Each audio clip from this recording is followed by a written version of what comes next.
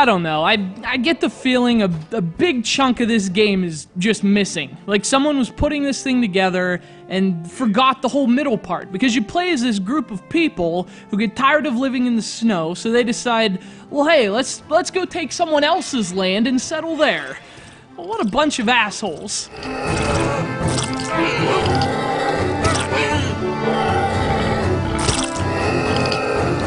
Anyway, so they do that. They sail to a new place, they try to colonize, but when the native inhabitants defend their land, well, the game actually portrays them as the villains. And meanwhile, somewhere, an Indian silently sheds a tear. But anyway, if we're to believe we are, in fact, the good guys, well, something big is missing in this story. It's like we landed there and talked it over with the native man-pig creatures, and everything was cool. But then one day, we were all sitting around a fire, listening to Demolition Hammer, and one of the natives asked if we had any Def Leppard, and so so that started a war. I mean, nothing negates a treaty faster than the recommendation of false metal.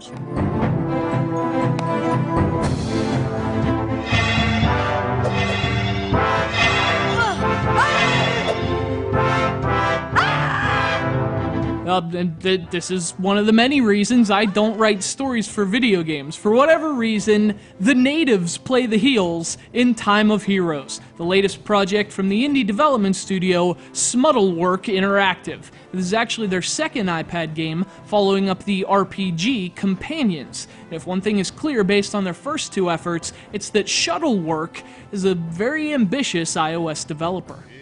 That's because they seem focused on bringing console-like experiences to Apple's tablet, and the promise shown in Companions is actually taken a step further in this game. Time of Heroes is a strategy game that, while pretty standard in terms of its design and gameplay, is also fairly impressive for its scope and polish. No.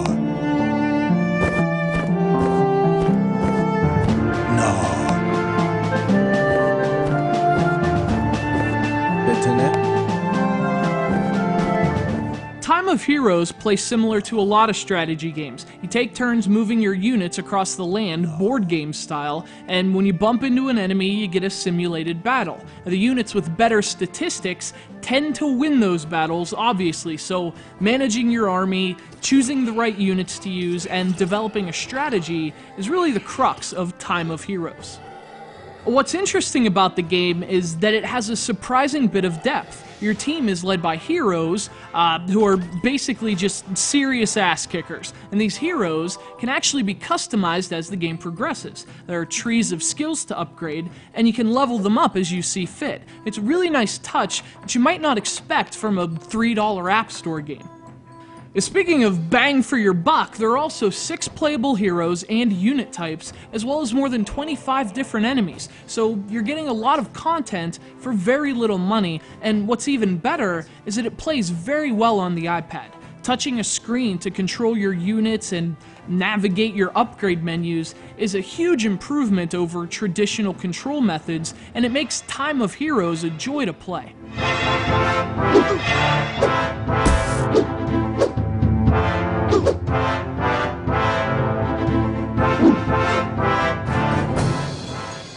I'm not a huge fan of strategy games, but even I was sucked into this game. And for $3, it's also an excellent value. I mean, there's a lot of game here, and most of it is very enjoyable. Now, it doesn't do much you haven't seen before, but if you're looking for a traditional strategy game on the go, Time of Heroes is an easy recommendation.